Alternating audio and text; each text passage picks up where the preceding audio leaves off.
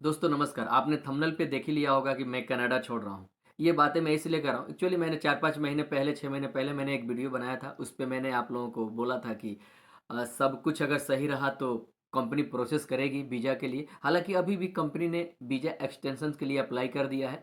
लेकिन ये कहना बिल्कुल अभी की सिचुएशन में, हालाँकि ये हमारे लिए अच्छी खबर है कि जो हमारा अक्टूबर-नवंबर में जो इलेक्शन होने वाला था कनाडा का, अभी वो 28 यानी नेक्स्ट मंथ जो है 28 अप्रैल को इलेक्शन होने वाला है।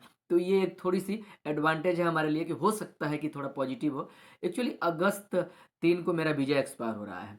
तो ये बातें मैं इसलिए कह रहा हूँ दोस्तों, समय रहते हमने उस पे ध्यान नहीं दिया। ये कुछ अपनी भी कमी है, कुछ हमारी भी गलतियाँ हैं। अगर हम अपना आईएलटीएस का स्कोर अगर बढ़िया कर लेते तो शायद रिजल्ट कुछ अलग होता। लेकिन दोस्तों वही बात है कि अब पछताने से क्या होगा। एक्चुअली देखो यार, हम लोग के माइंडसेट में ये बना था ना कि अगर पीआर नहीं भी मिला तो कंपनी जो है वीजा रिन्यू कर देगा, और ये दिमाग में जहन में सबको बना हुआ था। हालांकि इस समय गवर्नमेंट ने, और ये रिलेटेड देखा जा रहा है कि इलेक्शन के ऊपर भी निर्भर कर रहा है, ऐसा सुनने में भी आ रहा है कि ये लोकल को हैप्पी करने के लिए ये दिखा रहे हैं कि हम माइग्रेंट को जो है वीज़ा बहुत कम दे रहे हैं, या जो भी इनकी इंटरनल बातें हो। लेकिन आप ये जान लीजिए कि इमिग्रेशन से रिलेटेड जो है अभी रूल बहुत स्ट्रिक्ट हो गया है, इसमें कोई शक नहीं है। तो मैं भी यहाँ 3-4 महीने का मेहमान हूँ। अगर सब कुछ सही रहा तो वीज़ा रिन्यू हो गया तो फिर रुक सकते हैं, अदरवाइज़ इंडिया जाना पड़ेगा। दोस्तों अगर आप कनाडा आ रहे हो, देखो यार एक चीज़ है, जो भी यहाँ आना चाहता है या जो भी आ रहा है, वो अपने एक अच्छे ड्रीम के लिए आता है, इसमें कोई शक नहीं है। और 2 पैसे बचाता भी है यार, हमने भी बचाया है, हमने भी अच्छा अमाउंट अपना सेव किया है। अगर आप आ रहे हो या अगर आप प्लानिंग कर रहे हो, आपको मैं डीमोटिवेट नहीं करना चाह रहा हूँ। अगर आप प्लानिंग कर रहे हो तो इंडिया से भी आईएलटीएस का अपना स्कोर लेकर आओ बढ़िया। मिनिमम 7 आएगा ना, तो आप यहाँ एक्सप्रेस एंट्री में अप्लाई कर सकते हो। और ये चीज़ें आप सच्चाई है यार, क्योंकि हम लोग वर्क परमिट पे आए थे।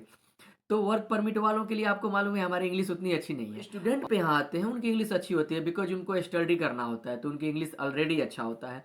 और हालाँकि समय के साथ-साथ इम्प्रूवमेंट हो जाती है, लेकिन अब देखो यार, आईएलटीएस का स्कोर हमने भी दिया था, लेकिन उसका 4.5 समथिंग का स्कोर था। और ये बातें मैं इसलिए कह रहा हूँ दोस्तों कि मैं कनाडा छोड़ रहा हूँ कि समय रहते हम लोग ध्यान नहीं दिए, और हम लोग करीब 20-25 लोग हैं। और एक्चुअली हम लोग फर्स्ट टर्म में ही आए थे 4 लोग। तो हमारा जुलाई लास्ट को वीज़ा हमारा एक्सपायर हो रहा है। तो मान के चलो कि अगर हो गया, और इसकी चांसेस बहुत कम है। ऐसा पता चल रहा है कि वीज़ा एक्सटेंशंस का अभी चांसेस बहुत कम है। तो मान के चलो कि अगर वीज़ा रिन्यू नहीं हुआ तो come back to India, because no have any option. हमने, क्योंकि आप क्या कर सकते हो? ज़्यादा से ज़्यादा 1 सप्ताह 10 दिन या 3 महीने, 3 महीने तक ये रूल है कि आप रुक सकते हो। हालाँकि एट द टाइम पे ही आदमी जाने की कोशिश करेगा, अगर वीज़ा एक्सटेंशन नहीं हुआ तो। तो दोस्तों वही बात है यार, माइंडसेट बना के आओ कि अगर आपको कनाडा रहना है तो आप पहले से अपना हर चीज़ क्लियर करके। हम लोग ओवर कॉन्फिडेंस में थे। जी हाँ, हम लोग ओवर कॉन्फिडेंस में, चल यार पीआर नहीं हुआ तो धीरे-धीरे लेज़ीनेस हमारे अंदर बहुत था यार, और यही वजह है कि हमारे सामने ये नौबत आ रही है। सही बता रहा हूँ मैं आपको। लेज़ीनेस था, दिमाग में ये था कि चल यार पीआर नहीं होगा तो वीज़ा तो रिन्यू हो ही जाएगा। लेकिन कंपनी भी प्रयास कर रहा है, लेकिन लॉयर जो है वो पॉजिटिव रिस्पॉन्स नहीं दे रहे हैं। हो सकता है कि हालात को देखते हुए और नतीजा उनके फ़ेवर में ना हो, इसलिए भी वो ऐसा कर रहे हों। तो नेगेटिव बातें भी नहीं कहना सही है। कंपनी भी चाहती है कि एम्प्लॉयी जो है अच्छा काम करके दे रहा है, तो इनको होल्ड किया जाए, इनको रोका जाए।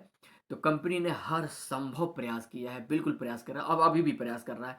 लेकिन नतीजा, रिजल्ट जो है नेगेटिव ही दिख रहा है, कोई ऑप्शन नहीं है। प्रे कीजिए हमारा भी वीज़ा रिन्यू हो जाए, और प्रयास तो आदमी कर रहा है, अपने स्तर से सब कुछ अच्छा करने की कोशिश कर रहा है। लेकिन अब कुछ करने से नहीं होगा, क्योंकि अब हमारे पास टाइम बहुत कम है। और ऐसा भी नहीं है कि हमने एक्सप्रेस एंट्री में अप्लाई कर दिया है, हमारा स्कोर अच्छा है तो थोड़ा-सा वेट करें, या फिर उसके लिए प्रोसेस कुछ अलग होता है, मुझे ऐसा नहीं लगता है। तो दिन वो देखने को मिल सकता है। हालाँकि सोच के भी अच्छा नहीं लग रहा है, बिकॉज़ एक ड्रीम जो आप बना के चलते हो ना, उसके अकॉर्डिंग ही सब मूवमेंट आदमी का काम करता है। चल यार अब ये हो जाएगा, फिर ये हो जाएगा, फिर ये काम कर लेंगे। लेकिन एंड ऑफ डे अगर रिजल्ट ऐसा आता है तो थोड़ा कहीं न कहीं दिल को जो है दुःख होता है। लेकिन कर भी क्या सकते हैं? इसलिए कि हमने अपनी अपॉर्च्युनिटी को खोया है, इसकी ज़िम्मेदार हम लोग खुद हैं। बिकॉज़ समय रहते हमने अपना आईएलटीएस का स्कोर अच्छा नहीं किया। हमने अपनी गलतियों से नहीं सीखा।